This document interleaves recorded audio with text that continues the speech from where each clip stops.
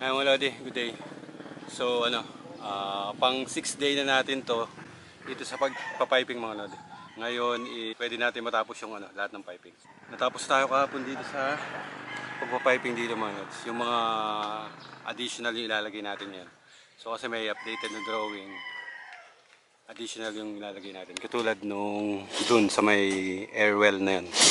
Merong dun, may additional na wall light dun. Kukuha dito sa ilaw sa baba. So ito diretso lang natin yung pipe doon papunta doon sa gilid manod. Then yun na yung magiging supply and switch. Maglalagay yung switch doon. May pinto yung airwell na yan. Ay wala de. So CCTV yung ilalagay natin ng CCTV. Sinabi ko kahapon papatakbo tayo ng CCTV 3-port na pipe para sa CCTV cable. So isang CCTV sa dalawa doon, then sa ilalim nito 3, sa ibabaw 4. Ay mga lads. So wala pa si DJ Manex pero parating na yun, parang narinig ko dumating na. Diyan si DJ Manex ayun. DJ Manex. Shout out. Oh, yakit yan. Ay mga lodi. So nilalatagan natin ng pipe ang yun. 3-port, naglatag tayong 3-port na pipe para doon sa CCTV. Ibaba na lang natin doon yan. So sila nang bahala maganda dyan. Basta papipingan lang natin. Ligo doon, papunta doon sa kanto na yan. Puro piping lang yung gagawin natin sa CCTV. Kasi naman sa siguro yung dito, coaxial and power na cable. Magsama naman na yan eh. So latagan na lang muna natin yan. Hindi, parang sa gitna niyang yan eh. Oo, parang sa gitna yun. O sa gilid niyan. Yung gitna rito. Hindi, kung biga yan, di yung gitna niyan yung magiging 4 na pinakang wall.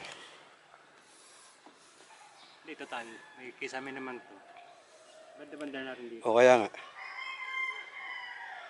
Bubutasin O kaya kahit gitna mo na. Sisilsiling mo na lang yan. Kahit gitna lang. Doon mo na lang sa gitna ibaba. Kasi mas maluwag yun. Mahirap pa ka sa gilid nun. Lalagay ko lang itong camera natin.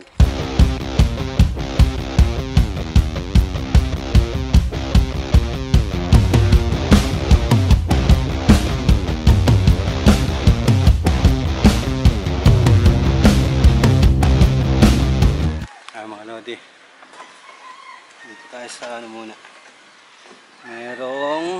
May dalang drawing. Updated ng electrical. Ay mga lods. Liit pala nito, ano? Ha? Liit. Liit. Walang kwarto. Walang kwarto to. Ay mga lods, merong to.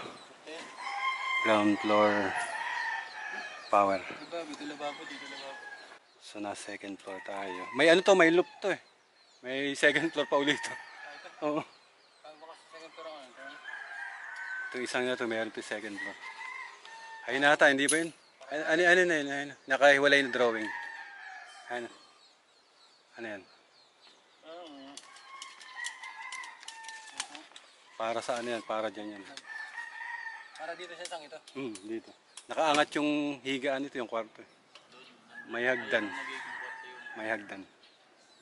Parang atik ka Parang atik. Ang wala di second floor lighting. So dito, tapos na tayo dito.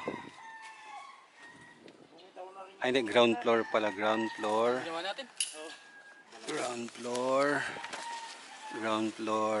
lights. Ground floor lights tayo. Ito ground floor lights. So tinitira natin is ground floor lights. Ito mga lads. Ito yung hanggang dito lang yung una natin. So naging additional to yung dinadagdag ni DJ Manex kanina yan. Ito yun.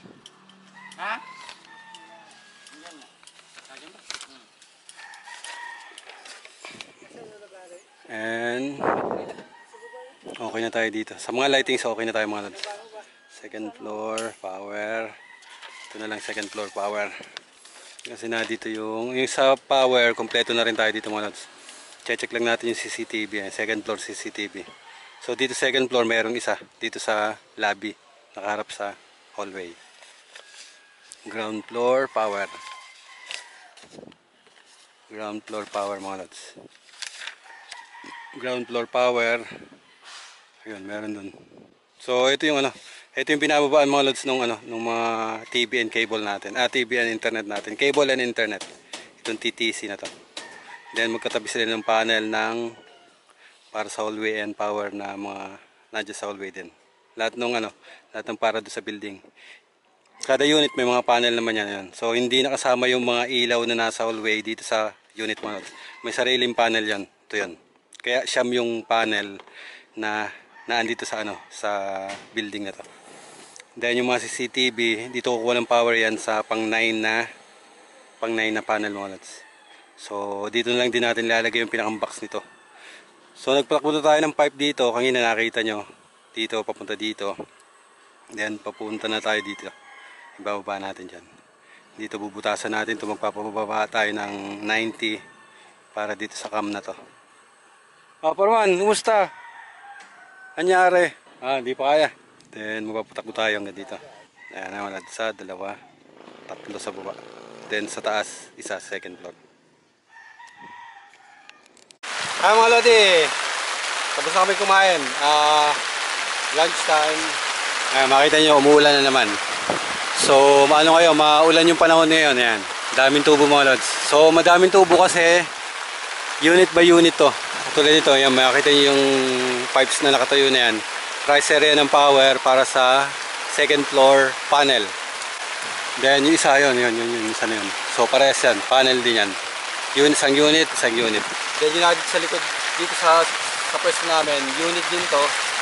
Then sa kabila na yun. Yun, may mga pipes na yan. So unit din yan. Kaya marami yung pipes. Ay, martilyo ko.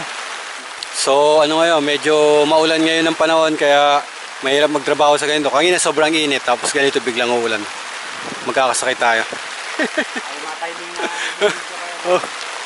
Ay mga lodi. So, nalagay natin yung pipe ng camera doon. Nagpababa tayo ng 3/4 na pipe doon. Papunta doon sa kanto, then dito. So, binaba na natin ng tatlo yan.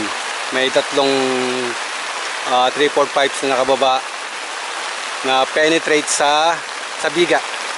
So, ibinilalampas lang natin ng biga, then bahala na yung mag-ano na mga. Puro ganun lang naman yung ginagawa natin, basta may lampas natin sa sa biga.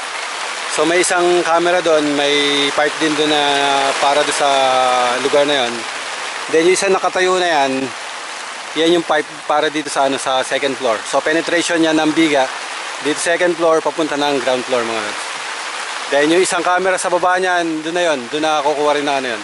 Kaya hindi na natin lalagyan ng pipe yun. Ay mga lodi, so maulan talaga. Kaya tigil na muna tayo. Lunch time pala muna. Pinapalamig tayo ng ulan kasi sobrang init kanina yan. So hindi pa natin alam kung kailan yung buhos nito. Medyo baka matagalan pa. Pero buhos ng ulan meron. Ayun, buhos ng ulan meron. Ha?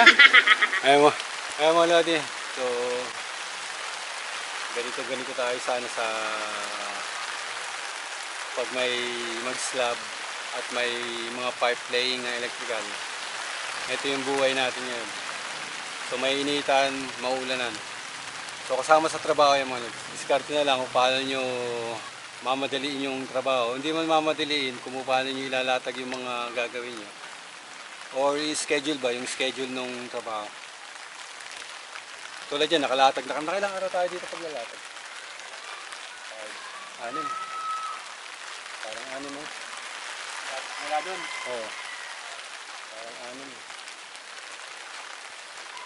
Kasi may video ako na parang yun yung mga lads, mga 6 days kasama yung ngayon para ilatag yung mga piping lahat ng piping nung lahat ng unit dito, 4 na unit dito sa baba, sa taas. So then dalawang tao with DJ Manex. Pang-anim natin ngayon. Pang-anim mo? Oo, tama, pang-anim. Kasi sinesave ko yung video, nilalagyan ko ng slab 1, slab 2. Parang 5 yung pinalaro ko natin. Tama, pang-anim yun. Pang 6 days ngayon. Load. And lalagyan na nila ng pipe ng para sa inidore yan. Then drain. So tutok-tutok lang yung mga nakalagay dyan. Lalagyan na nila. After, popormahan yan, magkakaragay ng forma dito. Kasi mas mababa yung lugar na to kaysa dito sa ano, sa unit. Kailangan nakababa to. Ay mga lodi.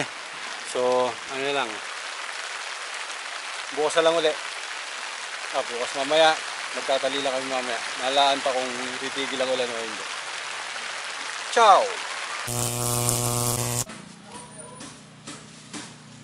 Mga lodi. Pancake. So nalagay natin yung mga nakapix na yung mga baksan. Katali na sa lalim yan.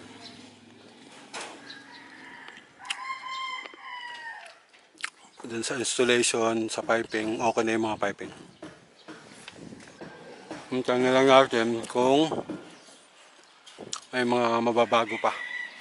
Ay, bababa pa nila to. Baka masisira pa yung mga tubo natin. Kaya muna natin na, na ayusin nila. Then tsaka tayo mag-adjust. Nauna kasi tayo mga lods. Ay, hindi man nauna. Yung discarding ginawa nila, sala. Tapos nilatagan natin. Ngayon, pinabababa yung bakal. Mataas siya, mataas. I-adjust nila. Madadali yung ano natin, yung pipe natin. Kaya pag ano, hayaan muna natin sila. Then, papasyalan natin. Yung mga drops na sa baba, mga ilaw, switch, okay na lahat yun. Yung mga outlet dito sa taas, okay na lahat yan. With DJ Malex. Mga lodi. Uwi na kami ni DJ Malex. Tinapos kasi ni DJ Malex. May lakad. Mga lods.